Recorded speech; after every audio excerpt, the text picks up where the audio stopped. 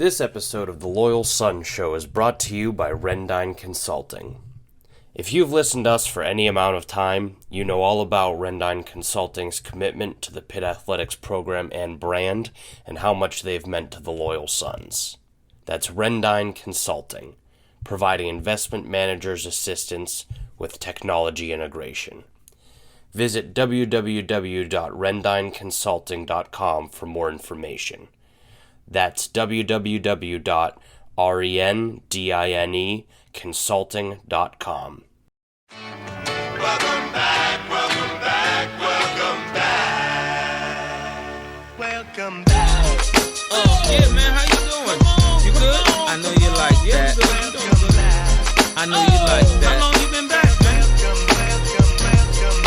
Hello and welcome back to The Loyal Sun Show. That's at The Loyal Suns on Twitter. Follow us there and follow us here for Pitt Sports content you won't want to miss. If you love gearing up for road trips to cities that don't suck and hate how long bye weeks feel, this is the place for you. The Loyal Sun Show, a safe, sunshiny place for your Pitt Athletics Fix, brought to you by Pittsburgh Sports Now. Today is Wednesday, October 19th, and, gentlemen, I feel both rested and relaxed. How about you? Me and Dylan were just talking about it. That bye week felt like it took an eternity. I feel like Pitt hasn't played in 2 years, but I'm kind of okay with it. We're ready to get back into the swing of things. Yeah, it was well needed. Needed a little bit of time off. Yeah. Time not being completely consumed by Pitt. But it was also nice to get to watch some other college football. Usually our entire days are consumed with tailgating and being in Acrisure. So it's hard work. It was nice to see some other teams play for once. So. Absolutely. So were there any games that really stuck out to you boys? It was a hell of a slate this week. The slate, some might even call it. The big noon kickoff on Fox. Watched Penn State get bludgeoned by the Wolverines. Yeah, that was... I would call that one... It wasn't the best game of Saturday by far, but holy shit, man. Brought us the most joy. Definitely the most happy chemical released into my brain watching that one. If you missed it, Michigan beat Penn State 41-17, and that score doesn't even come close to representing how badly Penn State got the shit kicked out of them. I had to follow that on my phone for a while, and on Gamecast it was just 8-yard run, 6-yard run, 8-yard run, 11-yard run, 20-yard run. Yeah. Michigan was just... I think bludgeoned is the best word we're going to be able to come up with. Curb stomped. That's another one. So Michigan ran for 418 yards. They had 563 total yards. Penn State had 268 total yards on the day. 268? Total. That feels high. Yeah. But it was just a massacre. Penn State went up early. They got that pretty lucky pick six. And from there, Michigan really didn't let off the gas. So I think Michigan's might be a little better than I was giving them credit for. Before this, I thought they might have been overrated, but they looked pretty good, and Penn State looked really bad. And Sean Clifford, the 6-year savior, went 7 for 19. I had flashbacks to the days sitting at a bar stool at Smokin' Joe's. This was probably 4 years ago, like going to war saying Kenny Pickett is better than Sean Clifford. And our Penn State friends were calling me an idiot. They were calling me worse things than an idiot. And I'm like, no, trust me, I watch them both. I know who's better. And on the weekend where Sean Clifford gets benched for like the third time of his career after getting his head blown off by Michigan again, Kenny Pickett throws his first NFL touchdown. So poetic. Had to take a victory lap there. Absolutely, and a well-deserved victory lap. That was only a 24-point loss by Penn State, but I promise you there's some like advanced statistic out there with like expected point differential or efficiency, blah, blah, blah, that has that game at like 58-3 because Michigan was in the red zone and came away with field goals 3 or 4 times, like inside the 5-yard line. So I guess credit to Penn State holding them off there, whatever. But 14 of Penn State's 17 points were off of pure bullshit. A pick six that got banged around like a pinball, and then they had one like effective offensive play, like well executed, well called, and it was a read option fake that Clifford took about 60 yards. Yeah, Michigan almost got the stop there on the goal line. That would have Yeah. been huge, but it was. We said bludgeoning. We've used the word. It felt good to watch it happen. And then Drew Alar came in at the end of the game, the savior of the program. That's future Heisman winner Drew Allard to you, sir. Right. So I know Penn State's calling for him to be the starter. They're not happy with Franklin either. And 0-10 and was it top 5? Against top 10 teams? Yeah. I mean, at least they aren't tied to him for like a ridiculous amount of time and a ridiculous amount of money. I just have fun searching James Franklin on Twitter after Penn State losses. Yeah, a lot of good feels there. You know who else lost? Good Who else friend of lost? ours. The USC Trojans. This would have been, we were excited for the bye week, but this would have been a perfect weekend if like there was a Pitt win mixed in there. Because USC lost to Utah. Utah kind of dropped its nuts on the table. Well, specifically Cam Rising did, and scored the go-ahead touchdown and 2-point conversion. We were at Hell at the Moon for that, and they saw fit to turn the TVs off like as Utah was going for the game-winning touchdown. So it was an uneven viewing experience this weekend, but we still got to catch it on the phones. And We skipped over that 3:30 slate. Tennessee beat Alabama. how could we forget? Rocky Our Top. Vols, Our yeah. Vols. See, there's so many different thoughts there. It's like, man, we should have won that. Where would we be? I think the most funny outcome would be if Pitt beat Tennessee and also still lost to Georgia Tech, because people would be looking at Tennessee right now like they just beat Alabama. They must be a top 5 team. But they lost to Pitt. Who lost to Georgia Tech? Wait, what?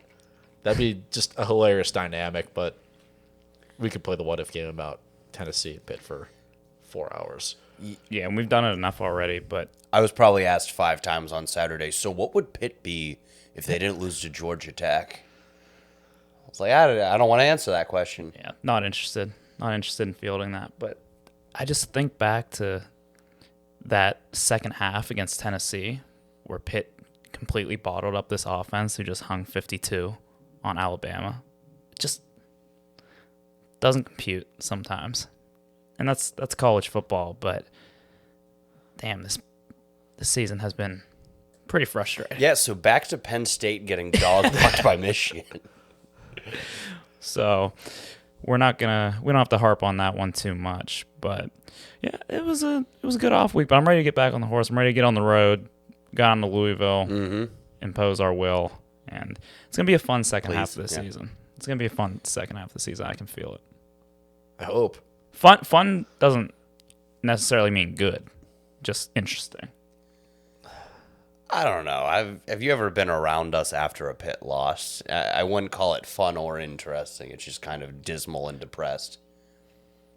Fun from someone watching us like zoo animals, like through the glass where they're safe from anything that we could. And that's kind of where we deserve to be. Right. Yeah. Just in a glass box after those games. But so can we start talking a little bit about what we expect for the rest of the year? Do we want to get any more pot shots in at Penn State? Just like real quick. Who they play next week? Minnesota. Row the boat. Row the boat. Ohio State will probably score 60 on them. When's the whiteout? Minnesota. Actually, yeah. They didn't want to have it against anyone that posed the slightest threat to them. What's the record in whiteout games? They're like 11-10. I think it's worse than that. I was being generous. All right, let's All right, now onward. So we want onward state. That was the first Twitter account I ever blocked. Fun fact. So we want to start, getting the wheels turning on the second half of the season. Dylan, I'm going to let you mediate the next portion of this just because I don't know what to do with my hands.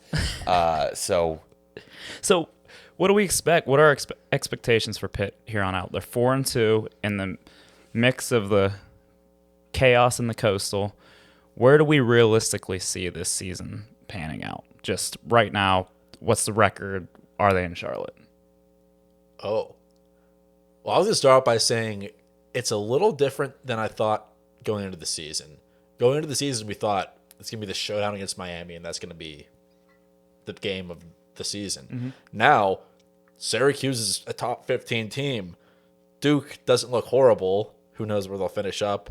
North Carolina is better than we thought, and Miami's still Miami. So there are going to be a lot of close games. Miami is still Miami is a very kind way to describe the way their first 6 weeks of the season Exactly. have They gone. might have the best record, but whenever they face the Pitt Panthers, it doesn't matter. Yeah, that's fair. But yeah, they look like ass. Like Tyler Van Dyke, he wasn't getting taken outside of the top 10 in any mock draft I saw leading up to this season, and he might be forced to come back to Miami next year. Yeah. I mean, you don't get benched and then go top 10. He was benched. He's back now, but I think I still do fear Miami. They always have the athletes. They always have those dudes, and Pitt has not fared well against them other than the Kenny Pickett game. But for me, where we came into the season, 10-2 felt very realistic. Thought there were 2 losses on the schedule with Miami and Tennessee, beginning of the year. We knew there might be another goofy one in there. Now I'm leaning towards, I think Pitt drops another one. I'd be very surprised if this Pitt team runs the table. I've seen too many holes, inconsistencies on offense, and the defense just kind of letting up 23 points to Virginia Tech's offense, who's no good. You look at, like you said, UNC, Syracuse, Miami, Duke. Those are all going to be tough games. Louisville, we're dogs in this game in Louisville. I was surprised by that line. Yeah, because Louisville's not good. Yeah, they haven't been good. But Pitt has been too inconsistent for me to sit here and say they can go 6-0. So it's looking like a 9-3 or, God forbid, 8-4 season. I'd find it very difficult to disagree with that assessment. Frankly, I think 8-4 is more likely than 9-3, unless they significantly turn this around. But we're gonna be dogs in like kind of a lot of our remaining games. Yeah, I'll be interested to see how the lines come out. I would think we'll be dogs going down to North Carolina. Syracuse, I could actually see us being favored at home, but none of these are easy wins at this point. And can you really call anything an easy win when you lose to Georgia Tech? Yeah, and we're not even in the driver's seat to get to Charlotte right now. We have to win out, which if we win out, I'm very confident we will make it. But winning out We need Georgia Tech to lose to control our own destiny. Who would have thought you'd say that before the season? That sounds like French to me. I did look at Georgia Tech's remaining schedule just because I was like, well, if we went out and Georgia Tech wins that, they aren't going to. I would tip my cap. It's not that daunting of a schedule, ACC wise, but if we went out, I'll feel very good about our chances of making it because if we beat UNC, we're probably good. We'll probably figure it out. But Well, if we went out, UNC, they got a game on us. well, if we went out and Georgia Tech loses, we're in. Yeah, but us winning out's a big ask. If we drop Right. one game, that might be all it takes. So- One more game.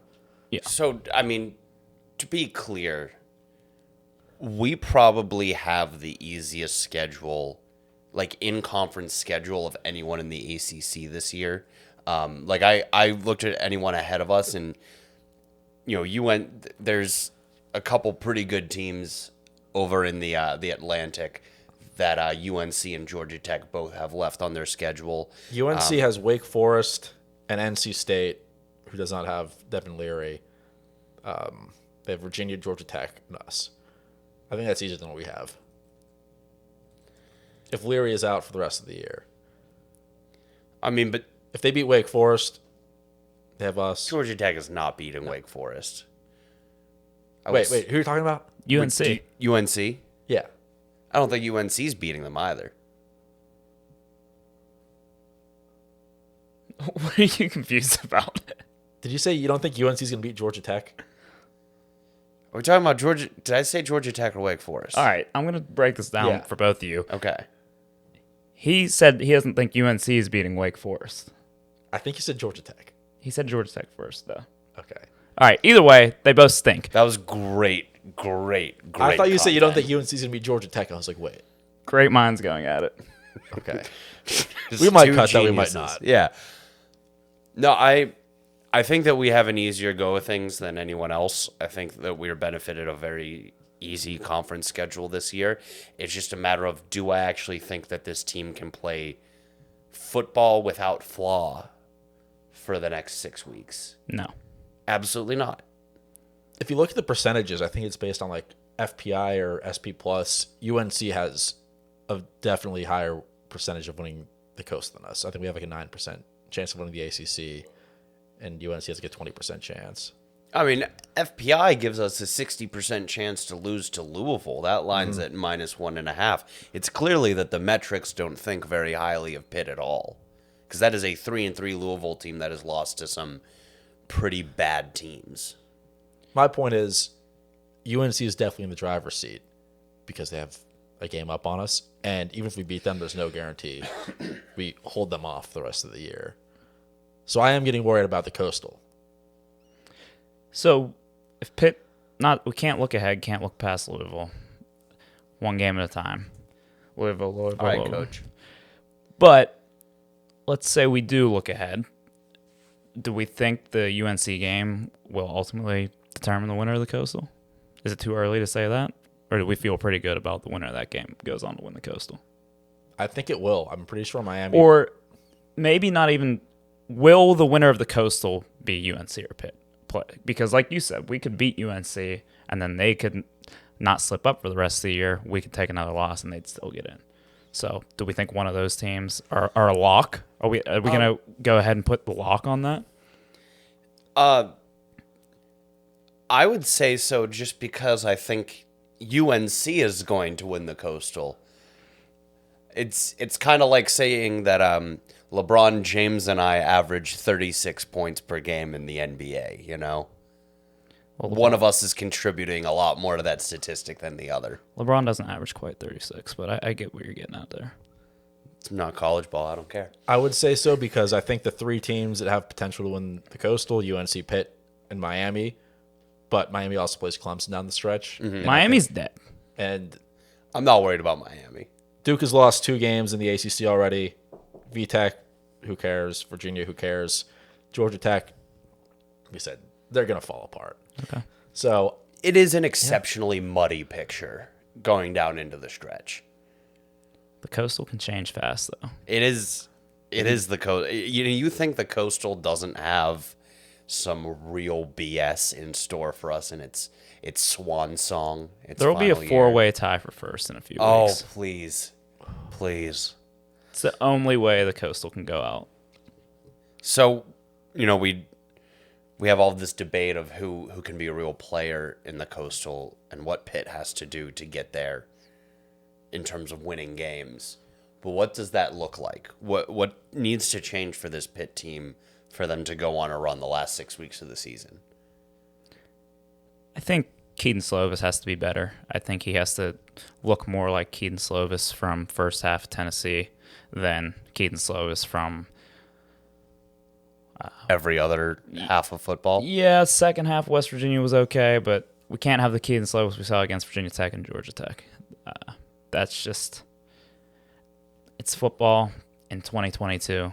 You have to have a good quarterback play, and it has to be better than it's been. yeah, I was going to say Keaton Slovis needs to develop some confidence, make some better decisions. Ultimately, I think this could be a throwback to Pitt's first Coastal Championship team with Izzy and Hammond. Two carrying the dynamic load, running backs. and then Slovis can just game manage, make some situational throws here and there. So there's not a whole lot asked of him. If Izzy and Hammond continue the trend that our running backs have had the last couple of weeks, well, I guess not against Georgia Tech. But if we keep we have running like for the three, nation's leading rusher. if we keep running for 300 yards a game, we'll be okay. Good analysis. Yeah. Narduzzi said today in his presser It's Monday. We're recording this, and he mentioned that Slovis feels like there might be a little bit of overcoaching there, and Slovis is a people pleaser, wants to please the coaches, and he would like to see him just go out and play football. Like Slovis was a gunslinger at USC. Yeah. He needs to be a gunslinger a little more. We need to see a little bit more of that. I don't see us going down into Chapel Hill and him outdueling Drake May, or us beating offensively being able to put up the points to beat UNC if Slovis throws for 160 yards. And I get the ball control thing. I get Izzy and Hammond are studs, but it's just, is that going to work when Drake May's airing it out all over the field, hitting Josh Downs, just torching our defense like he has done to everyone this year? Because Drake May will torch this Pitt defense. He will throw for like 300 yards. Can we turn him over a couple times? Maybe get after him, strip sack, something like that. That'll swing the game, but he is going to throw for a lot of yards. Yeah. And what doesn't make me feel any better is in that same presser, Narduzzi talked about how he'd rather throw or run 40 times in a game than throw. He started off by saying something very reasonable, which was that with the way that Izzy's running the ball, I mean, you got to feed the running game. And then he went into, and I mean, I'd rather be running well than passing well anyway. And I think everyone in Pittsburgh collectively went palm to forehead hearing that. Yeah. We aren't going to win a track meet like what is going to be forced upon us when we play UNC by running 40 times, because I don't know if Izzy is going to run for 320 yards every game the rest of the way. Counterpoint. Is that your bold prediction? That we're about to get into bold predictions. Did you just use one? Izzy won't run for 320 yards every game? I feel pretty safe about that, actually. Okay. I don't know if I want to lock it in yet, but I was going to say counterpoint. We know Keaton Slovis can't keep up with Drake May, so why not try to control the game by running it? And that's like exactly of winning. That's exactly what Narduzzi is going to want to do, right? Yeah. If we were more capable of passing the ball, I'd be like, yeah, we shouldn't just do this. But now that we see what our passing game is, we might have to give us the best chance of winning some of these games. Sometimes I feel like when you play ball control with against a super dynamic opponent, you're creating this environment where you need to be consistently successful, and like they can hit home runs all day, but we need to sustain drives, and if one small thing goes wrong, they're going to be able to kill us. A holding on 1st and 10, then the drive is over. A holding on 1st and 10, and the drive is over, and then Drake May is just going to hit an 80-yard home run, and they'll be up 14 and up 7 or up 14, and there's nothing for us to do. We're getting too into the weeds about this one specific game. We might be out of the coastal race by the time that game comes around. So there's a decent We'll chance. get to bold predictions, but I do want to say before we leave this topic, Duke did run for like 300 yards against UNC last week, so I'm just putting that out there. So Izzy might run for 320 that game. But to move towards the bold predictions here, give me what you got. Let's get feisty here.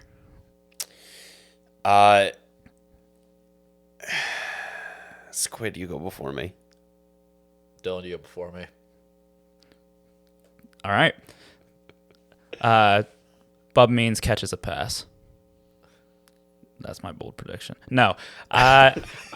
So Rodney Hammond coming back. If you rewind to the backyard brawl, I think Pitt fans just about had written off Izzy Abanikanda, and now he is the nation's second leading rusher. But I'm going to go out on a limb and say Rodney Hammond returns to form. He's healthy. He's 100%. He will run for more yards over the last 6 games of the regular season than Izzy will. I think Rodney Hammond. Wow. I bought my stock in Rodney at the beginning of the year. I said at some point this year he would be running back 1, and it didn't take long. That first game, it looked like maybe the offense will revolve around him. And I'm not writing off Izzy, but no, we got to get a little bold here. And I do think Rodney Hammond is really, really good. Oh, absolutely. I have a bold prediction. That's perfect. We're in the bold prediction segment. I was going to say, I thought about this a little while back. I'm like, I might say Pitt won't win the Coastal, but I don't know if that's super bold right now. No. So what I'm going to say is I think we start passing the ball downfield with success in the second half. I can't think of more than like 1 or 2 times we've connected on a deep ball this year with Slovis. And I think now that teams are going to be so focused on stopping Izzy and Hammond, that'll open up some deep shots here. We'll get some flashbacks to last year of Pickett throwing strikes all over the field. So I'm putting a little bit of faith in Keaton Slovis and Frank Signetti to game plan some like play action shots into the game, get those safeties biting, hit them over top. And they clearly wanted to do it at the beginning of the year. They took a few shots in the backyard brawl, missed, Bub Means dropped one. He missed Kanade Mumpfield on one where he beat his guy. So they clearly wanted to do this coming into the season. It just feels like there's a little bit of a mental block there for Keaton right now. We said it the Virginia Tech game. We were watching, was it Jared Wayne on a post route beat his guy, and everyone in the stadium's like, oh, there it is. And then check down. So Peak actually said something kind of similar. I was reading him today, and he said he thinks that the truest version of what Signetti wanted to do was that first half against Tennessee, and then Tennessee or West Virginia? That first half against Tennessee. Okay. But then line gets banged up, receiving room gets banged up, Slovis gets concussed, and he had to kind of morph the offense to, fit different game plans than we came out against Tennessee with. I do think he has a point that is the truest version of what Signetti wanted to do at the beginning of the year, but I do think that's going to be completely abandoned in favor of, I guess this would be a good transition into mine if you were done. Go for it. I think we're going to see an identical offense to what we saw in our last run to the Coastal, or our first run to the Coastal with Olesen and Hall. I do think there's going to be like almost a total abandonment of being a passing team in any way, shape, or form. But I think Signetti is going to get creative enough using these two backs that we will just bitch about it less. So my prediction is this offense is going to start taking form, looking a lot like it did in 2017. And it's going to have a lot of the same tenets that we've been complaining about the last couple weeks, but it's just going to be like way better because we're going to have that 1-2 punch. Also, I think the defensive line is going to come alive. The defensive ends specifically are going to remember how to do the football. So for your first bold prediction, you're saying Signetti will be better than Sean Watson, which I'm okay with. Okay, I would hope that's correct. That's a little reductive, but okay. Yeah. Because that was not a dual threat attack. There was no passing game whatsoever back then. Pickett would throw for like 75 yards a game every once in a while, and we would win. Kenny frickin' Pickett threw for 8 yards in the ACC Championship. Yeah. But we would even win games, and we'd throw for less than 100. And it wasn't because, they didn't try, but they also couldn't. So I think if we see a little bit of that Western Michigan, a couple creative slip play actions to Bart. Yeah, because where has that been? Yeah, I like how neither of you gave bold predictions we could quantify, so we can't say if you're definitively wrong or not. But yeah, way to really beat around the bush there. But we do have to get to a break. We're running low on this particular segment time, but we have a good one coming up next, so we'll get to that.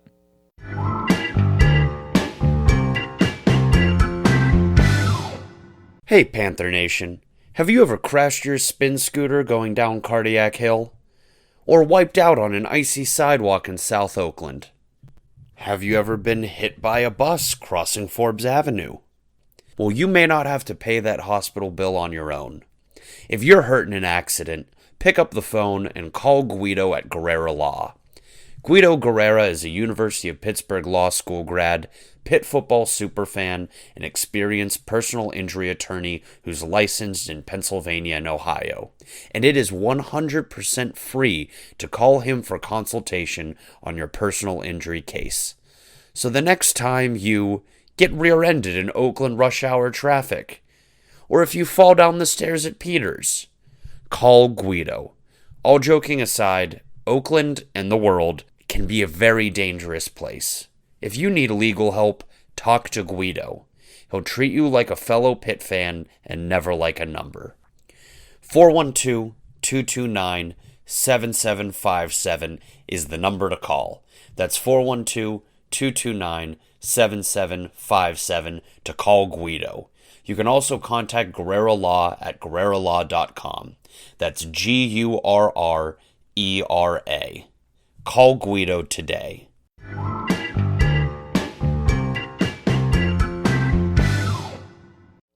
We've got a new segment for you guys this week, and it is called Questions from Our Girlfriends. We have been quietly making notes anytime during a game that we get asked a question we aren't usually accustomed to because we watch football typically with people that know football. So this is, we've been keeping track of some of the best questions we've gotten from our girlfriends, moms, even just dudes that don't really understand how the beautiful game works. We figured that this would be a great way if there's any listeners that, are listening because they want to learn football, want to be more adept at the game, and we can break down some more simple concepts for these people. I don't think this will really help all that much at all. I think these, if you need these explained, you're probably going to need to go to more of a 101 than listen. And you're probably not listening to Loyal Sons. Buy our course online for a couple payments of $39.99. We'll re-explain football to you. So It's not a scam. So if you're new to football, maybe this won't help you, but it's sure going to be funny for us. Okay, let's get into it. So the first one, my personal favorite, is Kenny Pickett the same thing as Manti Te'o? Okay, where do we start? Is there any context to that? Or? So this one was actually from my girlfriend when we were watching the Manti Te'o documentary on Netflix. I think all of these are from your girlfriend, but I thought we weren't going to throw her under the bus like this. Well, no. There's also one from our friend Jake. yeah. So Okay, you were watching the Manti Te'o documentary. it was actually like a pretty intelligent and nuanced question. What she meant was, so like Kenny Pickett, Manti Te'o was a relative unknown who had an incredible senior year and became a media darling to find his way in New York for the Heisman ceremony. That is what she meant. But what she said was, is Kenny Pickett the same thing as Manti Te'o? Kenny Pickett's girlfriend is real. Fiance. Yes. Fiance. Yes. Yeah, they just had those beautiful engagement pictures. Mm-hmm. Yeah. The first couple of Pittsburgh. Mm-hmm. So yeah, to answer that question, no, they are not the same thing. Correct. I guess you could make certain comparisons between their senior years, their Heisman campaigns. But in hindsight, Kenny's great run was very much a result of like playing unbelievable out of his mind, and Manti Te'o's was a collection of clickbaity personal interest stories that made him a media darling. And he went to Notre Dame. So it doesn't really count anyway, because all you need to do is have a pulse and score a touchdown at Notre Dame, and you can find your way on a Heisman watch list. Good question. All right. Next. Why is Cooper Kupp allowed to move before the snap? Whose girlfriend said that? Our friend Jake Marciniak. Oh, okay. So, Jake, great question. That is called a motion. Right. You can send one player. I'll let you guys take this one away. How does a motion work for our dear listener, Jake? If you're in the backfield, you can move parallel to the line of scrimmage, not towards the line of scrimmage. Unlike the Arena Football League. One at a time. One at a time. If two guys move, you have to stop before the ball is snapped. Something along those lines. I don't know how he has watched as much football as he has and doesn't understand what a motion looks like. But hey, but keep listening, buddy. You're gonna catch on one of these days. Someone's definitely gonna write us like, actually, you didn't explain it at all right in the way you explained. So You can Google it. we might have to double back and make sure our interpretation of the rule was correct there. All right, which one should we do next? I like the Tennessee can't run the ball here, can they? Yeah, so With the context that it was on a Tennessee kickoff. yeah, so Tennessee was kicking off to Pitt, and I was asked that one. And no, on a kickoff, you have to kick the ball with your foot. It can either be a drop kick or off of a tee or off of the ground. It has to travel 10 yards. The kicker cannot pick up the ball and advance it. That would make onside kicks a lot more simple, though. If you could just run with it. If you could just pick up the ball and it was yours. Yeah. Okay. I think we got that one. Yeah, Everyone get that one? Squid, you got a good one from the Tennessee game. So my mother, listener of the podcast, thanks for the support, Mom. She was out of town, and my dad went to the game by himself, and she asked him, like, oh, yeah, they play Tennessee this week, right? This was before the Georgia Tech game, and she was actually at the Tennessee game with my dad. So, for those of you who don't know, you only play teams once a year in college football, unlike the NFL, where sometimes you play teams twice if they're in your division. So, yes, Squid's mom. The answer is no. They did not play Tennessee that week. That would suck if we played Tennessee twice in one season. Unless we played them in the playoff. But we lost to Georgia Tech, so that's down the drain. Yeah, it can't happen. Here's another good one. I think this one's from Squid's girlfriend. Yeah, she's real. Just wanted to clarify. Yeah. Squid Teo. She's a model and she lives in Canada, but she Wait. doesn't have any social media. Am I Manti-Teo? Go on. Much handsomer. You're closer. Get to my girlfriend's question. Yeah, so Squid's girlfriend, who is real, asked, how come we stand up on third down? To annoy the people that sit behind us. I was going to say because if we don't stand up, then the other team gets the first down. Right. That's how it works. Or they can't hear us cheering. Yeah, it's Or true. they don't know that we're even there. And if we yell at Narduzzi to start passing the ball more, he will probably hear us and then call more pass plays. Because we are close enough to where they can hear us and will impact their decisions. So Yeah. that is why. Head coaches are listening intently for suggestions from the stands. Especially section 138, where we sit. Yes. I like this next one. What is a rush or a rush yard? It's a fair question. That is a fair It's a fair question. question for someone who hasn't watched a ton of football or, grew up watching it. So this is when there are two potential plays. It's a rush or a pass. Mm-hmm. Pass is a forward pass.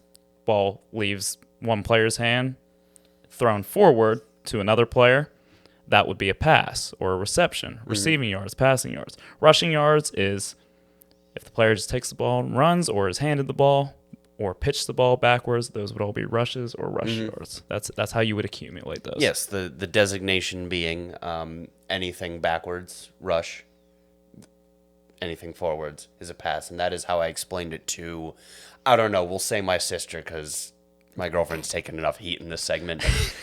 And a rush yard would just be any 3 feet gained beyond or behind the line of scrimmage on a rushing play. So that's a good one. Are we through the list? Do we have anything else? There's one more. And this was my favorite in the way it was phrased. Actually, well, my second favorite because you aren't beating the Manti-Teo one. Would it annoy you if I asked how a fake slide works? So that's kind of a two-part question. The answer to the question of whether it would annoy me was yes. It was during the West Virginia game, and I was starting to get a little bit on edge. So a fake slide. Well, so the follow-up question was, or sliding in general. So how does sliding work? In order to protect players, football has accepted sliding as a way of ending the play, even if you are not touched. And that is when a runner in possession of the ball is being approached by defenders and makes a conscious effort to not get hit and therefore goes to the ground immediately. And hypothetically, the defensive player cannot then touch the sliding player because they are forfeiting on the play. They are giving up on the play. The fake slide was unique because Kenny Pickett, the greatest athlete ever born, saw that the defenders started to pull up and give up on the play as he lowered his hips and shoulders to initiate a slide. And because he is the smartest man alive, also had the encyclopedic knowledge of the verbiage on college football rules and knew that there technically wasn't a rule against faking the slide. So with his Superman knees, he popped himself back up before hitting the ground and proceeded to run for one of the greatest touchdowns in the history of Pitt football. In the history of football at any level, in any circumstance. Yes. Thus caused journalists to get their panties in a bunch and change the rules to prevent that from happening because they were so jealous of Kenny Pickett's athleticism, football IQ. Good looks. Yeah, I was going to say handsomeness next. Yeah, so it's the Kenny Pickett rule. The Kenny rule. So yeah, that about does it for the questions we've accumulated thus far this season. If you have someone that you love that you sit by, wife, girlfriend, boyfriend, husband, cousin that doesn't know the game that well and is trying their best or is just looking for something to do on a Saturday, if they ask you something hilarious, please slide into our DMs and we can help them understand the beautiful game.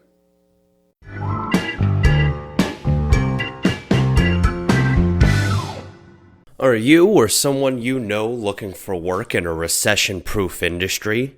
Are you someone that's interested in things like having health care, having a 401k, immediate PTO accrual, an employee assistance program, referral payouts, or a $3,000 signing bonus?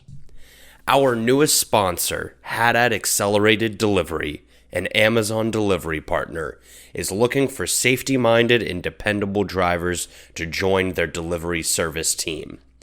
Be a part of a company that will encourage self-ownership and award bonuses based on exceptional safety and delivery efforts.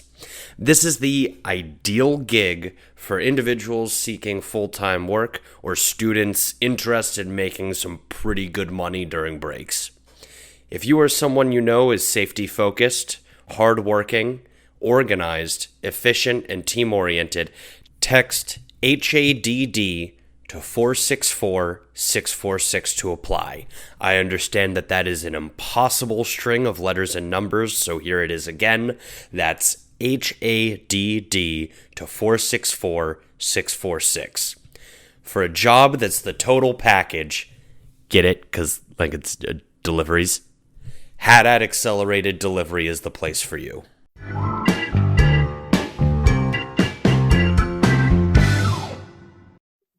Please welcome onto the show Pitt wide receiver from 2008 to 2012 and one of the greatest kick returners in the history of high school football, Cam Sadler. Cam, how you doing?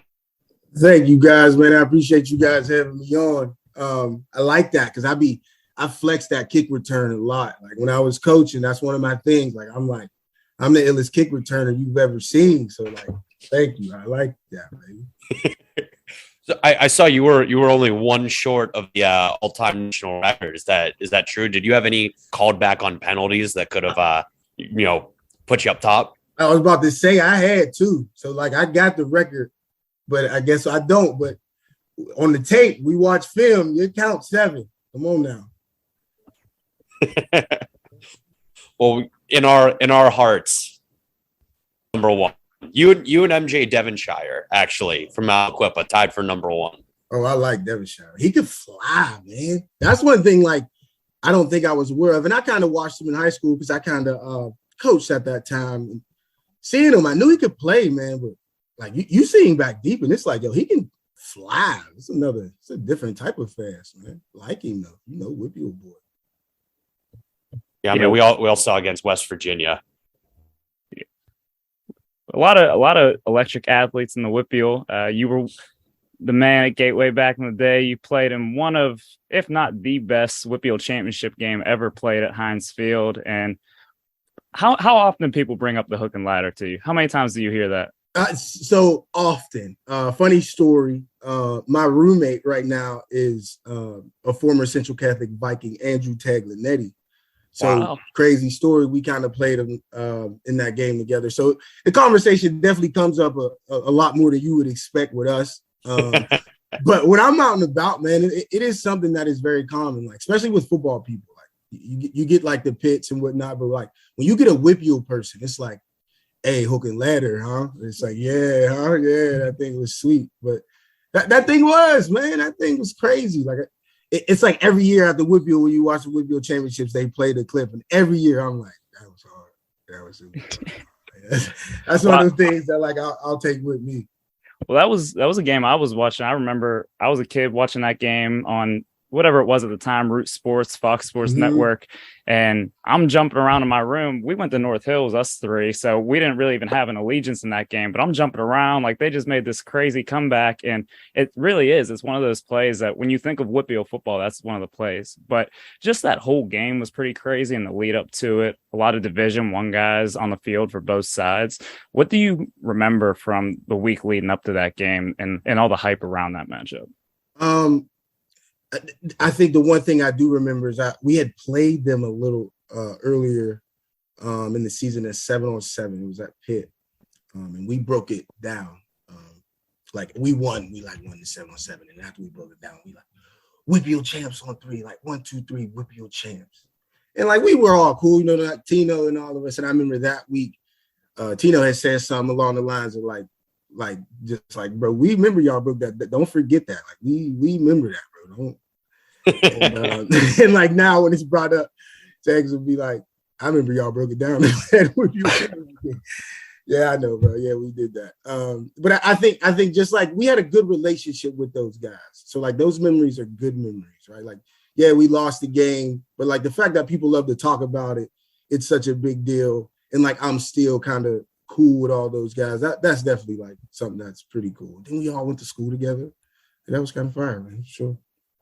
So that year, big championship game, but there was also a lot of highly recruited players. Like you said, a few went to Pitt. What was your recruiting process like? You were a 4-star local guy. Yeah, man. I was a top 10 all-purpose back in the nation. It's crazy, guys. Like I ain't got nothing to lie about now. I'm 5'6", baby. Like I was a 4-star. That is so awesome. I can't wait to have a son. What were you listed at? Tell him. I think I was listed like 5'7", 5'8", you know. Yeah, I ain't got to lie about, you know, I'm good now. Maybe cleats. Yeah, right in the cleats. But my recruiting process, I think about the end of it, right? Like I was down to Virginia and the University of Pittsburgh. Those were like the two things. West Virginia had kind of fallen off. 13-9 had happened, and I was kind of like leaning. I was like, I really like Pitt, but like there was this whole like I might want to get away thing. I might kind of want to get away thing. Algro, who was the coach at Virginia at the time, he comes in town. I made a decision on December 5th. He comes in town on the 4th. He brings the guy that's recruiting me. I can't remember who. And we go to dinner at Bob Evans out there in Monroeville. We're out there in Monroeville. We're just kicking it. And he was just like checking in, just making sure everything was good. And we at dinner and we talking, and I'm just like, no, like I'm going to school here. Like this, it just like was happening. Like as it kind of got there, I went home, told my dad like, I'm going to Pitt, dude. And he wasn't real excited at first, but he was like, I get it, like 100%, I get it. I think he kind of wanted me to go to Virginia or West Virginia, but he was like, I get it. And then I made that decision. The next day we had a press conference, we made that decision, and I instantly was like, all these guys around that we got that I know that are kind of like undecided, we need them all to kind of come to Pitt. And we just slowly just kind of made it happen. Like me and Tino kind of did a lot of the like work to like, all right, let's call him. Let's see what he's up to. Let's see what he's up to. What was it about Pitt at that time that made you make that decision? Coach Wannstedt, I think that was the big piece. My mom got real comfortable with Coach Wann. She just is everything, right? Like I think she just believed in him. She believed in kind of like, I guess his vision for what he had in mind for me. And then I did begin to get drawn to the fact that like I could be the Pittsburgh dude and stay home, and I'm the Whippeal guy. I am what it is, and I think it was probably Coach Wannstedt though, and then that 13-9 was a big piece. You know, being at that game and seeing that, and being in that locker room experience, that was definitely a big piece. So I think you have a pretty good story about 13-9, and we can talk more broadly about the backyard brawl in general with it being back. But what's your 13-9 story? I know you got one. The 13-9. 13-9, I was on my official visit to West Virginia. Games just kind of playing out. And it was going good, man. It was real cool. Like, all right, this is awesome. Game starts to play out, and it was like, whoa, boom, Pitt wins. We're in the locker room. Coach had just like kind of given his speech. Coach Rodriguez had just kind of given his speech, makes his way. And we're just sitting there kicking it with the players. You can just hear it, man. Like, fight song, like they in there going crazy. I knew Coach Gattuso was over there. I just shot him a text like, Coach, what's up? Like, come over. Like, yeah, he kind of came around and was like, went in the locker room, and I was like, oh yeah, boy, what? And to me, they had just won a national championship. Like, you know what I mean? It didn't matter. It was 13-9. I ain't know about it. I understood they was the number 2 team, but it didn't really. It was like, oh, whatever's happening here, I need parts of this. That yeah, 13-9, baby. Yeah. Did any of the West Virginia coaches come calling or texting you like, where'd you go? I don't remember, but I don't believe so. Okay. Tony Gibson was the guy recruiting me there at the time. I don't, but I know they eventually, like, that's the year they transitioned over to Michigan. So like it became like a whole wash, you know. For sure. So you were at the 13-9 game, but then you got to play in a couple backyard brawls. What do you think that really means for Western Pennsylvania, for the Pitt fan base, just to have that game back? I think we just a prideful bunch of people, right? Like our city, like we prideful about everything, right? We prideful about steel. Like, yeah, we the steel mill. Like that's just, so you give us something where we can kind of get behind, you know what I mean? And let's go, let's get to it. And that's what Pitt, West Virginia does. It gives you a rival that's kind of close. You know what I mean? We can all put a face to that. We can all say we kind of been there. We've seen that. So that rivalry kind of does it. And then it just becomes ingrained. Like I didn't really go to school hating West Virginia, but like now I'm like, you go to West Virginia? Like to me, that's like, you would do that, bro? Like, wow, no. Just that.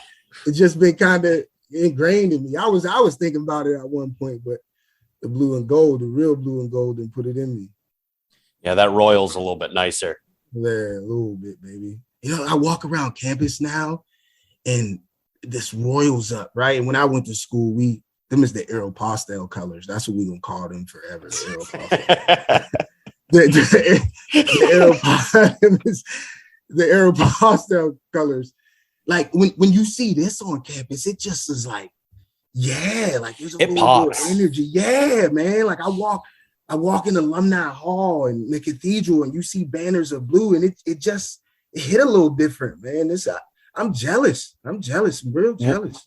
Well, we've noticed, and how we know that we're all getting old is if we're driving around Oakland, we'll see kids in like the Aeropostale colors, University like of it's Pittsburgh, like it's like the Dino Cat, like it's retro, like our generation would wear like starter jackets from the 90s. That it has become the Dino Cat is retro now, and the young kids are rocking it. It's cool. And that's how we're old. The girls are out in like the hoodies that like I wore when I was young, like oversized. And I'm like, that's just old. That ain't retro. Do you know how hard we fought to get rid of those colors and that logo?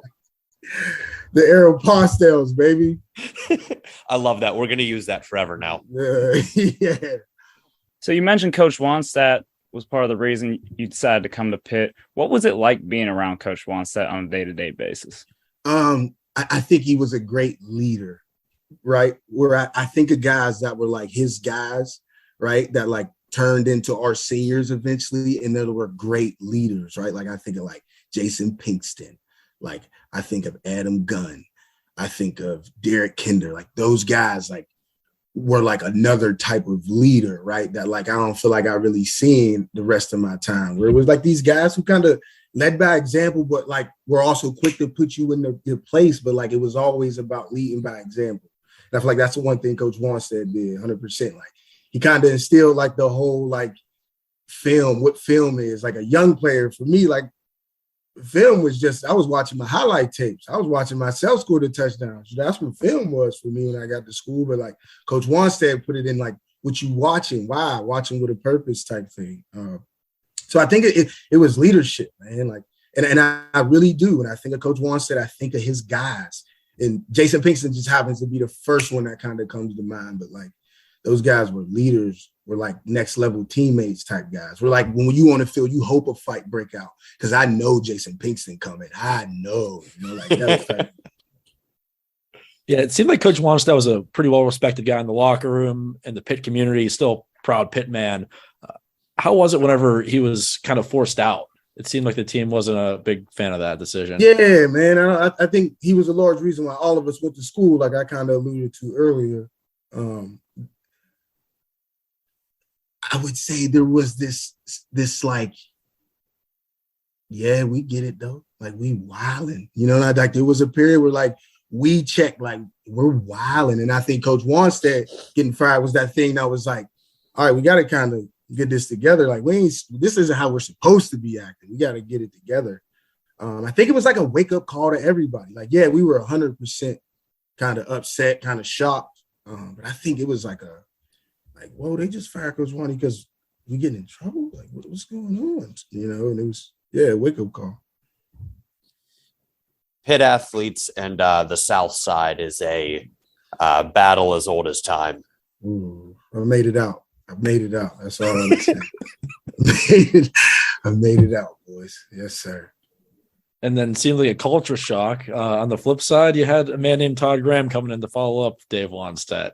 Todd Graham with the little Mike Hayward sprinkled in real quick. Oh, right? Yeah. Oh, yeah. Before we skip right to Todd Graham, did you guys even get to meet Coach Hayward? All right, so Mike Hayward gets hired. I want to say it was like New Year's or something. Yeah, right. Because we were like, it was like a news to dump party. Yes, we were like getting ready to like get New Year's together. Somebody called.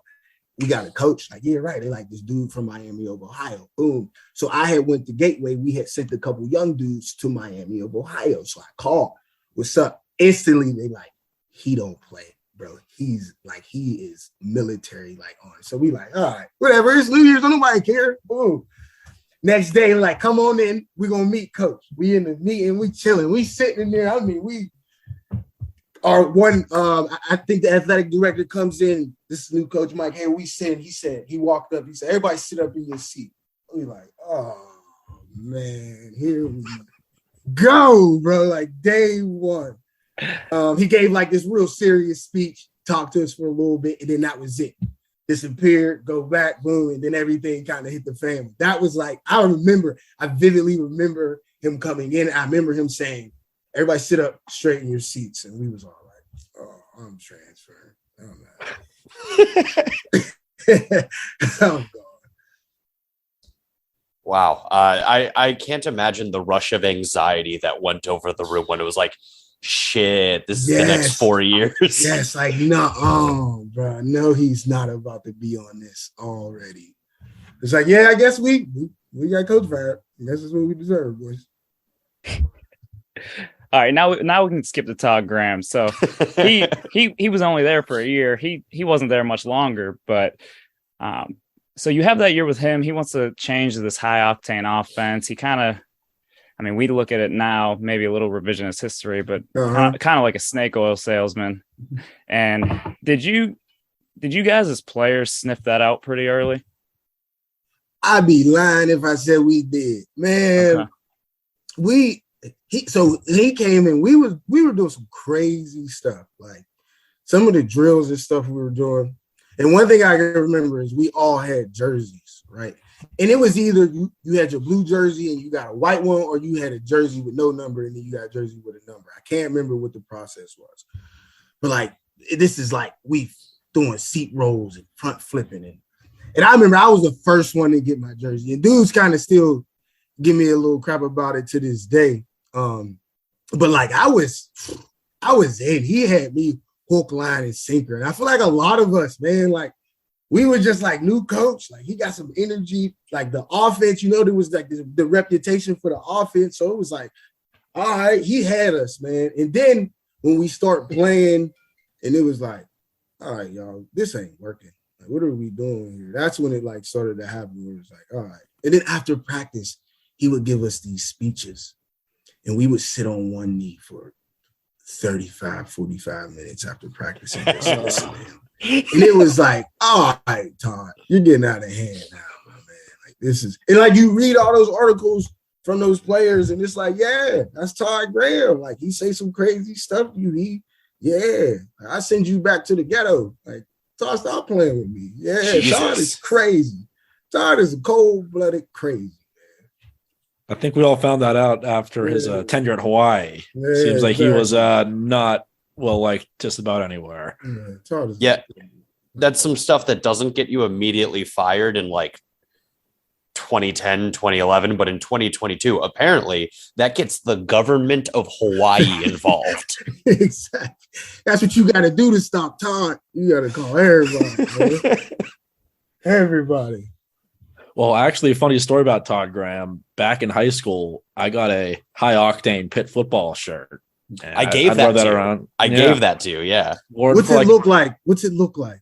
It had the Aeropostale block in blue, and it said high octane. I think it was just a giveaway at the stadium for a game or something like that.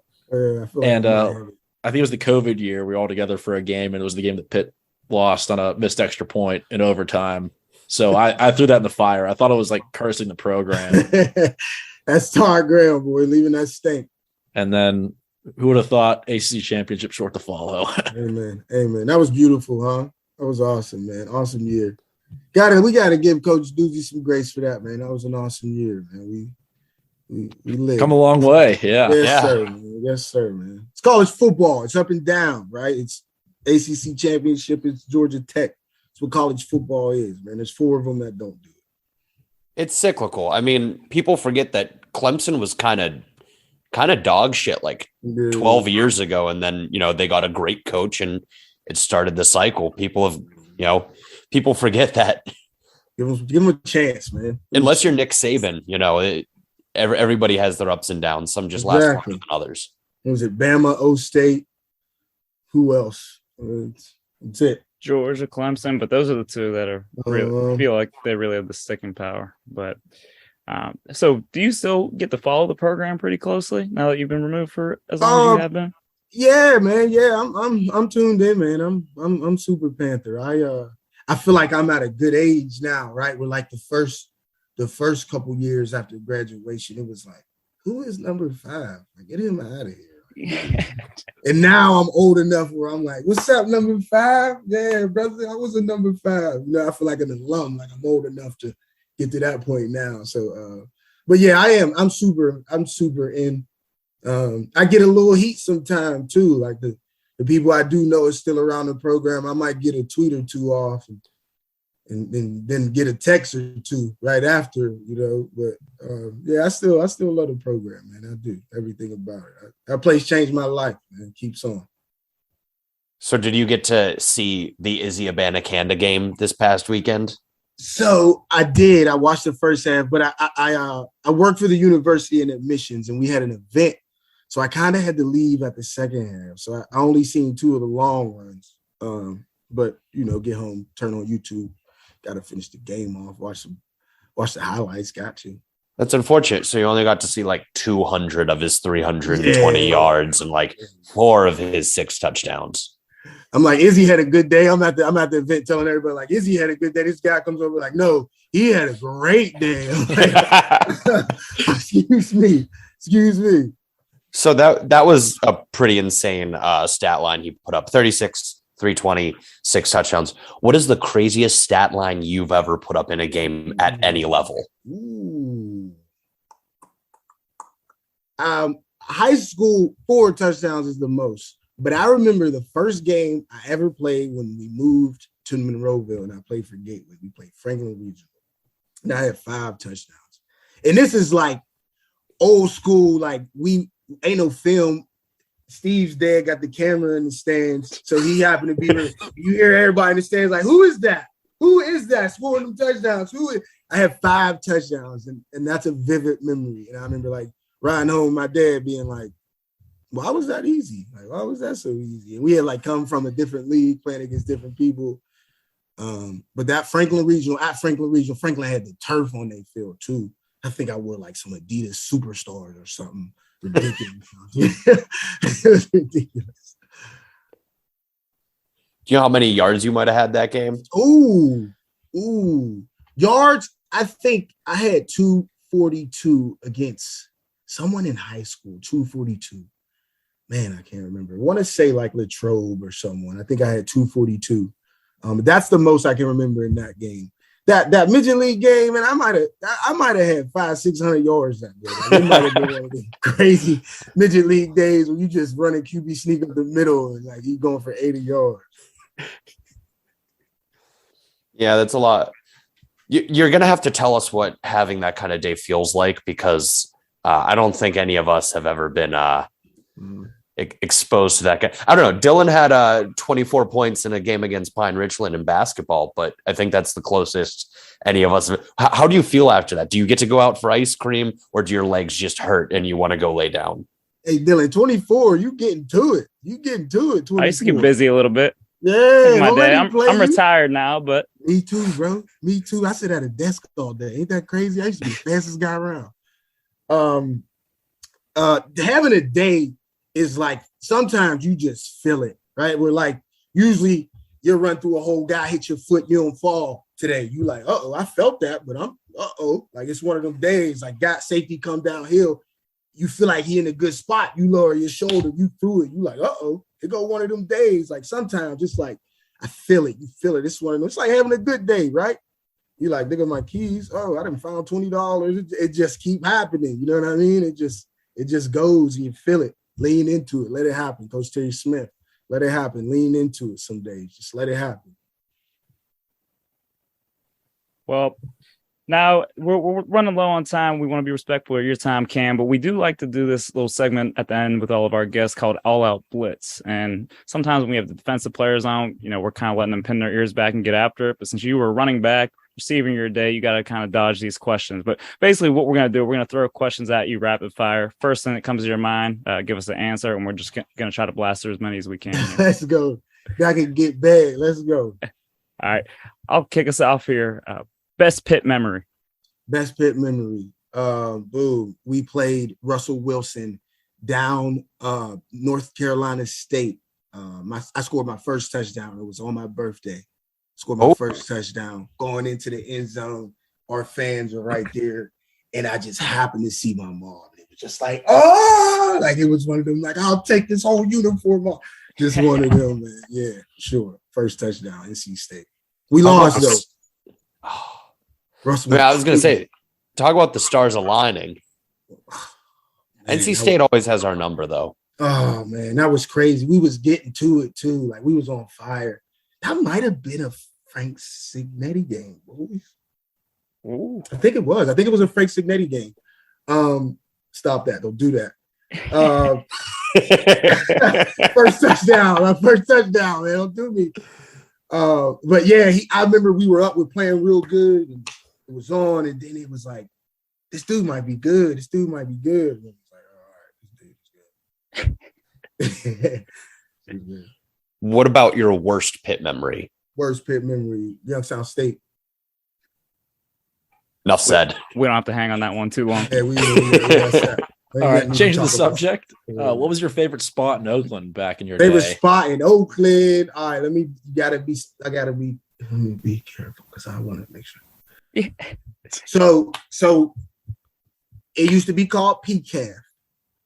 I don't know what they doing with it now. It was Aaron Donald's spot for a little bit. I think they just opens up a sports bar. It's called Panther Pit, something like that. Panther Pit. Oh, that was our spot, man. I mean, I got stupid me stories. I got stupid Deion Lewis stories. I got stupid Tino Sinceri stories. One night, I'm in there. I probably shouldn't even tell y'all this. One night, I'm in there. You can't get in trouble anymore. You feel me? It's after a win. It's after a big win. And I got friends and everybody in there. And, you know, there's some glasses just sitting on the counter. And, you know, the boy, this was our spot. So they loved us. And I said to one of my teammates, I can't remember who. I said to one of my teammates, I'll grab these glasses and break them right now. And he was like, what? I'll break these glasses right now. He was like, shut up. He turned around. I just grabbed them. Boom! We got kicked out so fast. I don't know why I did that. It was just like, yeah, I'll do that. Dude, I will. Stupid. Little Stone Cold Steve auction action with the. I feel like that's what it was. Glasses. Yeah, stupid. All right, who's the most impressive teammate you played with at Pitt? When you say impressive, you mean player? You mean person, teammate? Let's go talent wise. Talent wise, all right. John Baldwin was a freak. Man. He used to do a lot of stuff that, like, you can't coach that. Ain't nobody coached him to do that. He just kind of get into it. Shady was good. Shady used to do this drill where he would, like, put cones, like, about 5-7 yards apart, and he would just, like, get a defender or somebody. And he would just, like, get the ball. They would go. He would just shake him. Boom. Shake him. Boom. And then when you get in games, and it was like, Shady doing that drill. Like, that's all Shady doing. Shady just keep doing that drill. Or, like, he was like, oh man, like he's like, we was like, he the best player. Like, I don't feel like there was another time or any other player where we were like, he the best. We was like, Shady's the best player in the country. Like, we were like on that. Like, Shady's the best player in the country. So I would go Shady, John Baldwin, and Deion hit the ground hot. Like, I forget who was that game. That it was like a D1 AA. He hit that corner. He gave that corner that dead leg. Ran in the end zone. He was like, oh, 28 is the truth. He was, yeah, absolute freak. The running backs that Pitt puts out, still mind-boggling. Still. What about the best player you faced? Best player I faced? Logan Ryan. Logan Ryan was playing corner at Rutgers. He had a day. I ran this curl route, and he kind of pulled me at the top of it, and I, like, kind of slipped.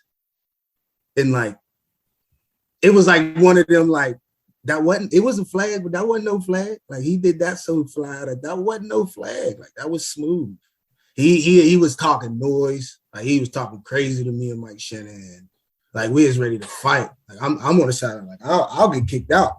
Just say the word. I'll get kicked out. You ain't got to worry about it. Like, Logan Ryan was real good for sure.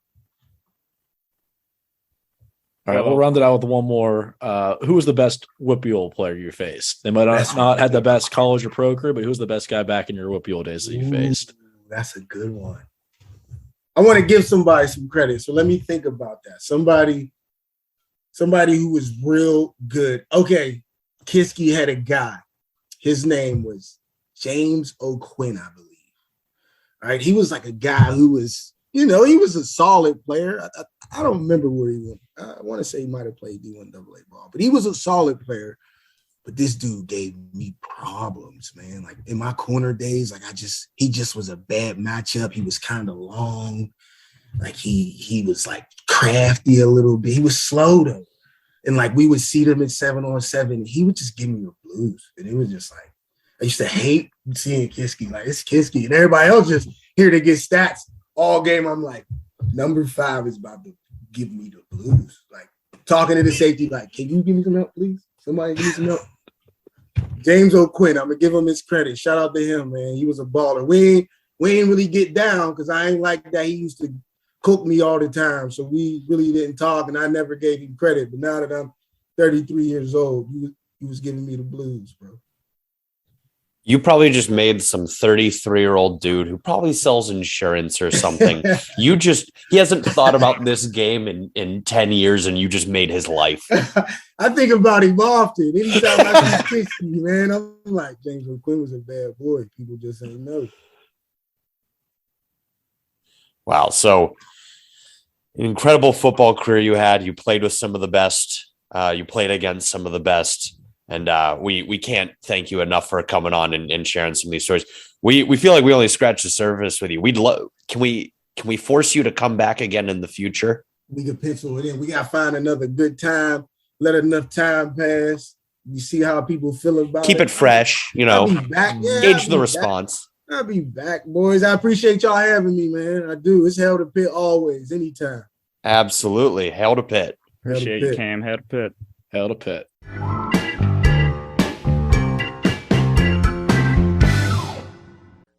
It's finally here.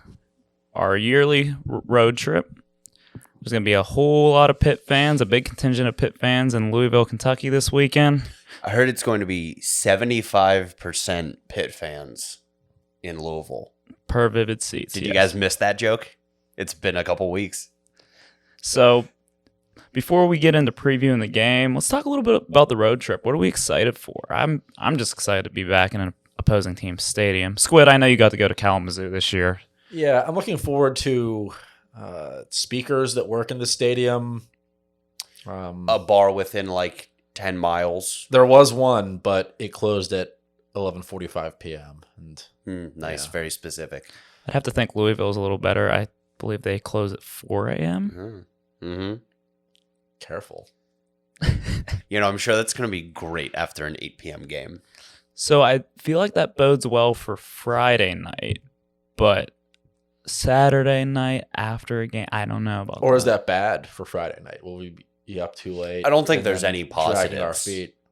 to come from being in a city that the bars close at 4 a.m. Yeah, that's probably fair. If Pitt wins, we will be out till 4 a.m. and we'll regret it in the morning, but Pitt won, so all will be well. Yeah, I don't know, man. It's a 6-hour drive home on Sunday, but let's not worry about that right No. now. We We're here in we the aren't talking present. about that until we're physically in the car on the way home. There's a lot of bourbon down there. Yeah. I've heard people wanting to stop at some distilleries. I want to check out the Muhammad Ali Center. Yeah, you were talking about that in the group message. Sell me on that. What is it? I imagine boxing has something to do with it.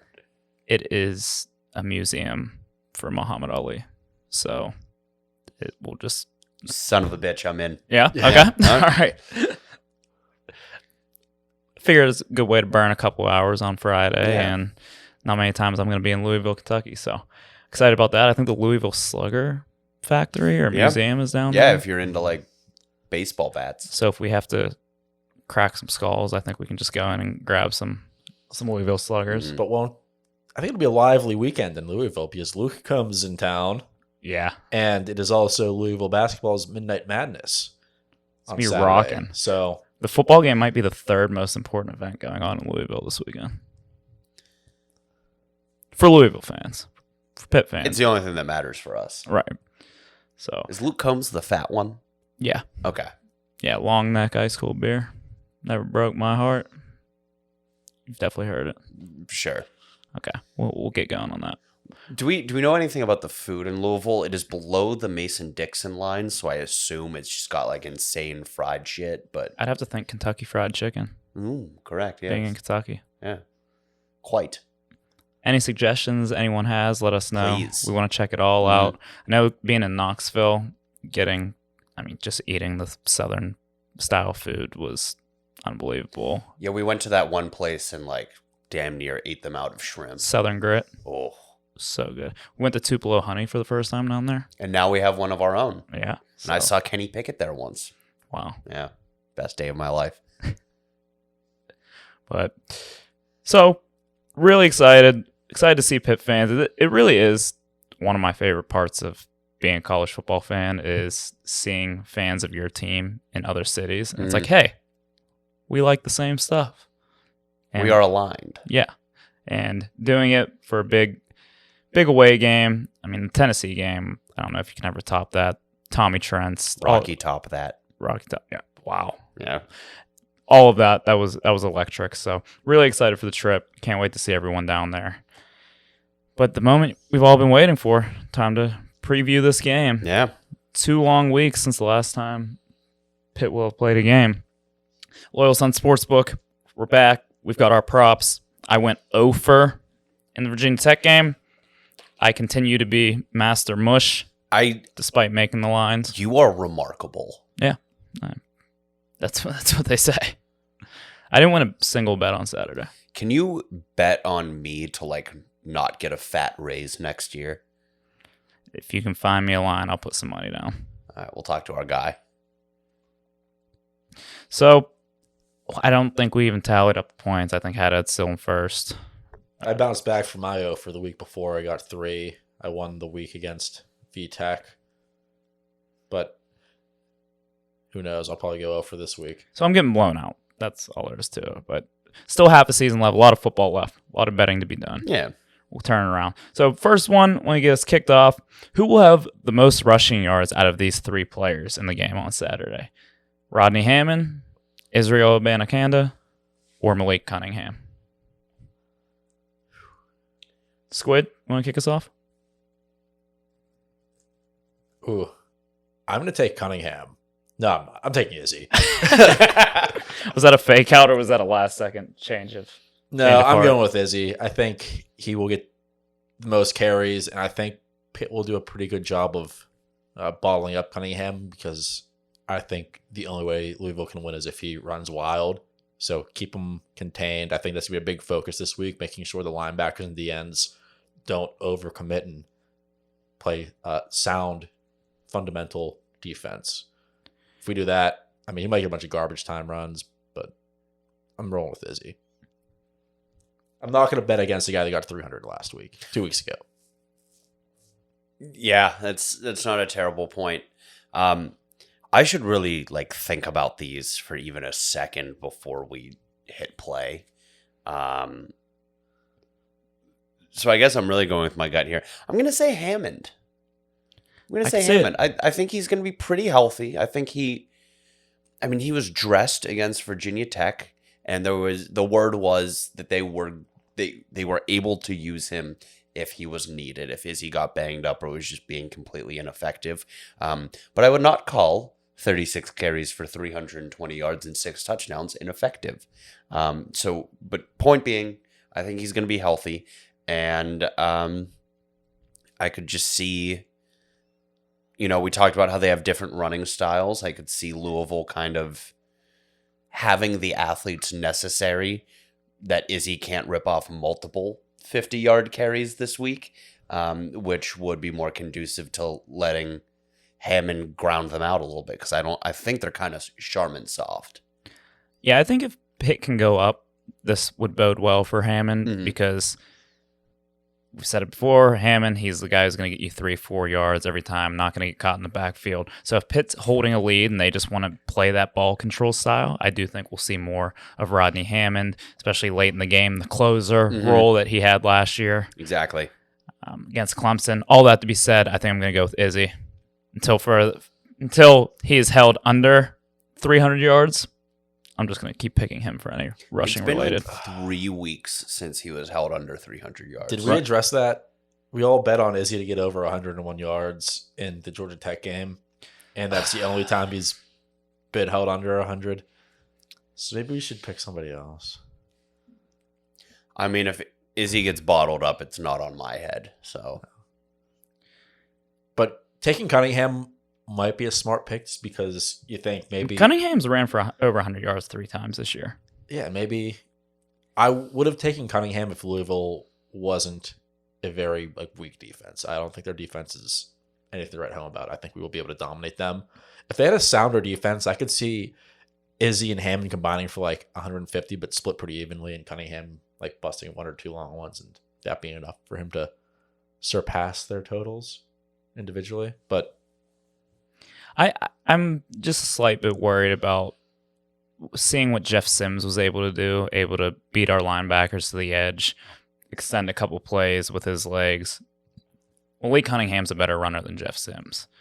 Can I change my answer? No, we're not allowed to do that. Who did you want to change to? Cunningham. You can cash out. You want Cunningham? Yeah, give me Cunningham. Okay. Zig where we zag. Yeah. All right. Malik Cunningham has 9 rushing touchdowns this year, 3 passing touchdowns. 3 times as many rushing touchdowns. Pretty against good. Pitt. Pretty good. So moving on to the next one here, we don't need to go too analytical on it, but staying with the rushing game, do we think Pitt will have over or under 200 rushing yards as a team? I say over. I think it's pretty clear that we want to run the ball, and I think we will be able to run the ball in Louisville's defense. I think they're soft. With Sharman, as you said, David. Yes. Sharman soft even. Mm-hmm. Yeah. So Izzy all day, Hammond all day. Wouldn't be surprised if this is the same thing as Virginia Tech, just to a lesser scale. I'm going to agree with Squid. Just because I switched my answer to Cunningham doesn't mean I don't think that Izzy and Hammond will have themselves a day. We haven't spoken of this, but it is concerning Carter Warren out for the year. Yeah. We'll see how the running game holds up. I know he didn't. Did he play at all against Virginia Tech, or did he No. go out early? So He didn't play at least the last 2. So obviously it didn't hurt us against Virginia Tech, but I mean that is a presence that will be missed. Our offensive line isn't made better by losing Carter Warren, but he has played his final snaps at the University of Pittsburgh. He was great. We thank him for his contribution. salute to him. He's a guy who came back this year and he didn't have to. Guy who probably could have played and got on an NFL roster this year. So Feel pretty terrible for him to get hurt, but there's enough depth on that offensive line that I do think we'll be able to stay pretty consistent without him. And if that unit has gotten in a groove the last 2 weeks without him, I think we still are plenty capable of rushing for over 200 against Louisville. I'm going to go under. And I'm hoping that this means that Louisville is just packing the box and they're daring Slovis to make some plays, and Slovis comes out and does it. I also acknowledge that this could be midway through the second quarter, and I'll be like, oh, yeah, I lost that one. Yeah. They could very well have 250 rushing by halftime. So we'll see what happens. I think this is a good chance for Slovis to break out because of all the hype around the running game right now. And with Hammond coming back, that's got to be, I would hope Louisville's coaches, I would hope Satterfield has the football mind to try to game plan against us running the football. But we'll see. Well, so your take on Slovis is a good transition to this next one then. Over under 1.5 total touchdowns for Slovis. I like the total because there's an implication that, hey, maybe he runs for one. QB sneak? Huh? I don't know. Absolutely not. I'll start. You guys went with the last two. I'm going to go over. I just said I think Slovis will have a game. I would like to see him throw for a couple touchdowns. It's been a while. I mean, the garbage time touchdowns against Georgia Tech. I need some stats from Slovis. I need our starting quarterback to throw for like double-digit touchdowns this year. And let's air the ball out a little bit. Let's get Jared Wayne over 100 yards. Get him 10 targets. Get Bart involved in the pass game. For the love of God. More than they have. Let's get this ball aired out a little bit.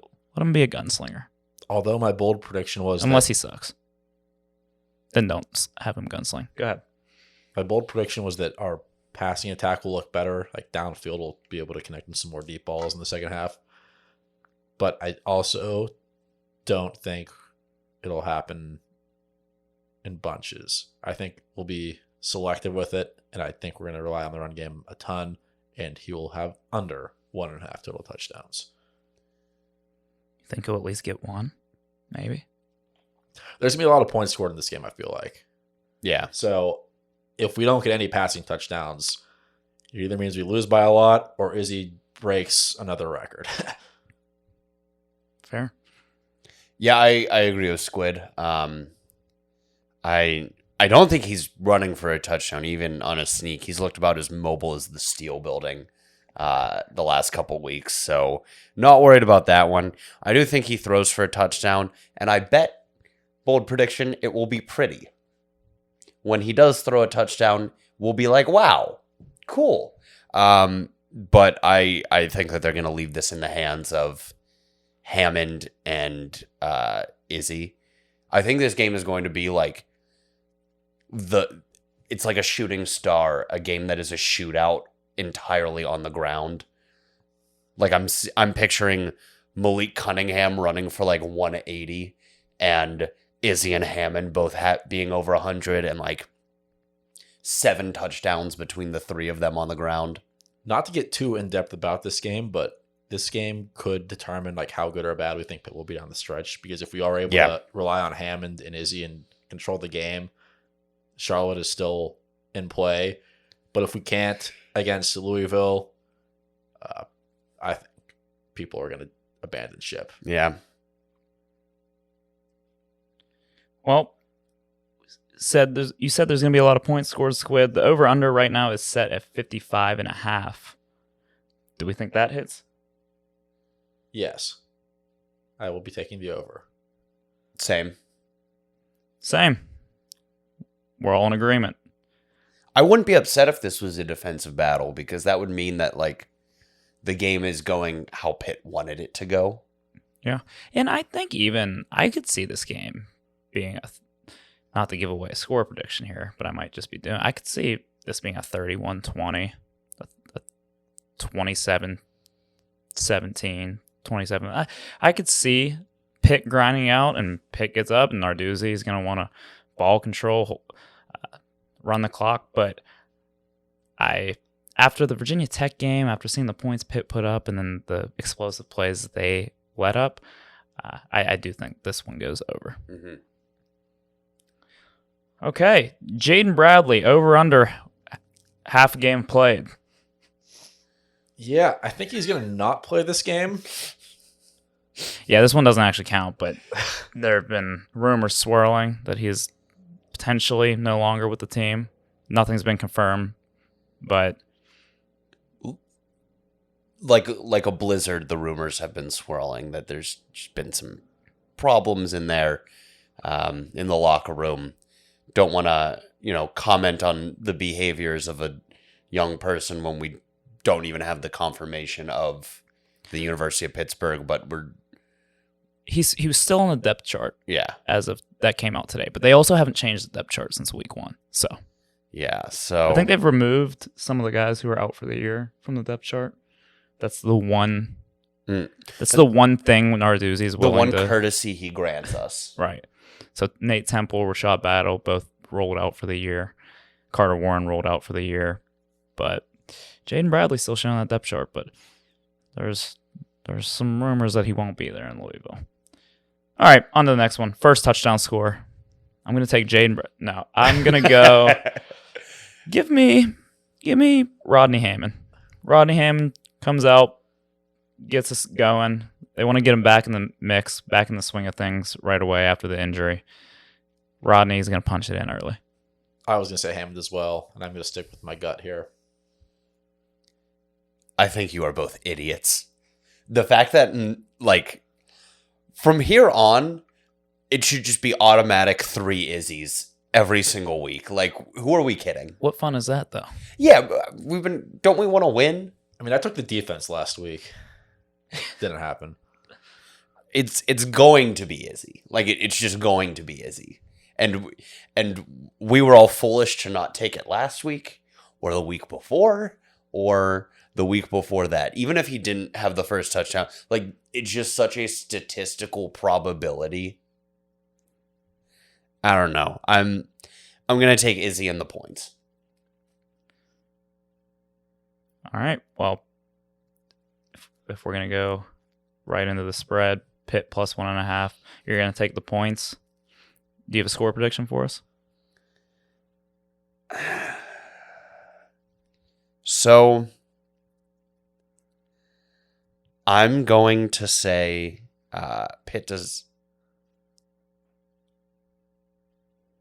not cover 1.5. Wait, am I doing the math right? You think they're going to lose? Pitt's getting 1.5 in this game. Yeah, I did the math wrong. I thought there was going to be a way, like, we can win by half a point.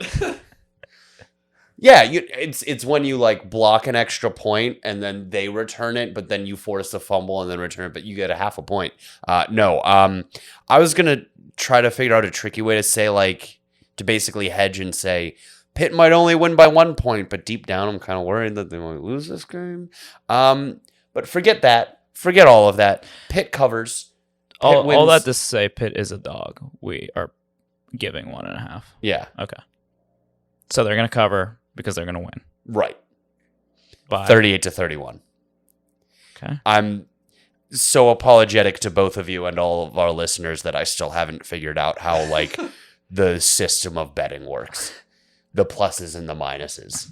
It's so confusing. Plus seems like a positive thing, right? How does that mean we're going to lose? I'm not explaining this to you, Squid. Ask your girlfriend. Maybe she'll explain it to you. I will say Pitt wins 38-34. Okay. Yep. All right. This line stinks. Pitt plus 1.5. Yeah. It's a little. It was +1 a day ago. Like Yeah. it only just moved to 1.5. well, even 1. Like What's the point? I thought Pitt would be favored in this game for sure. Mm-hmm. I don't think Louisville is very good. I know Pitt has shown that they are beatable. They lost to Georgia Tech. Something's off here, and it worries me. And I'm 100% believe that Vegas knows that no one is better at their job than the people who make sports lines. And I'm worried that Pitt is a dog in this game. That being said, I simply will not come on this show and predict Pitt to lose. Not the Louisville. Maybe if we stumble into, we get an exhibition game scheduled with Georgia later in the year, maybe at that point I would predict it. But no, I'm going to go Pitt's going to cover because they're going to win the game 41-30. I think Pitt can beat this Louisville team by 2 scores, and they've shown that they could run all over Virginia Tech. Louisville has been given problems by some teams who, Boston College put up 34 on them. Boston College is terrible. Dracovic threw for 300, only threw 3 incompletions. Boston College has 2 wins. Louisville and Maine. Yeah. And Dracovic looked like a Heisman finalist against Louisville. So this feels like a game Pitt can put up points. I think they'll let up some explosives as they tend to do, this defense. But I'm going to go 41-30 Pitt, and I pray to God I'm right. I know Louisville is also coming off of a bye week, but I think Pitt will clean up some of their fundamental errors that we saw against Georgia Tech and even a little bit in the first half of Virginia Tech. I think the defense will be a little bit more sound than they have been lately, and that will be enough to slow down Louisville's offense a little bit to the point where it won't be like a full-on Big 12 scoring fest. Pitt's good on the road. It's a night game. They've had success in these situations before. Trap walkers. Are we at all worried about Scott Satterfield coaching for his job? When you ain't got nothing, you got nothing to lose. I'd be more worried if Scott Satterfield was fired and we had a second Jeff Collins situation. Head coach gets fired, team rallies. No, I remember. Yeah, just make sure. We had a lot of we discussed that with Rob, like the whole concept of teams getting galvanized by their head coaches getting fired, and I think we did some research that said it's bad, even though we all thought like, oh, teams always rally when they lose their coach, and this year the trend amongst college football teams has very much been fire your coach, come out hot a couple games after, because we saw it was with Wisconsin that first week after they fired friend of the show Paul Christ. We saw Georgia Tech is no now friend of 2-0. mine. Yeah. Paul Christ is no friend of Elijah Zeiss, Paul Christ, and a couple other places. But they didn't fire their coach. But they did. And he's still there. Exactly. And he, so we can and he still sucks. win. Yeah. Yeah, we're gonna win. Please. Please win. Please don't feel like shit on the drive home. Please just make it until 8 p.m. And then please win. It's going to be a long weekend, boys. See you all on Thursday. We're heading out on Thursday. Mm-hmm. See you, Panther Nation, in Louisville. Let's do it. Let's drink a lot of bourbon and win some damn football.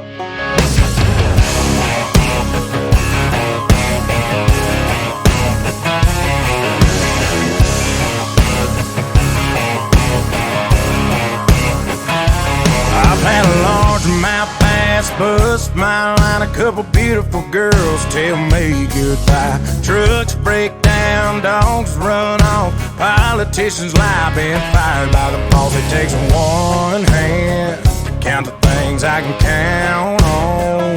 No, there ain't much man that ain't ever let me down. Long neck, ice cold beer never broke my heart. Like diamond rings and football teams have torn this boy apart. Like a neon dream, it just don't know me. The bars in this guitar and long neck.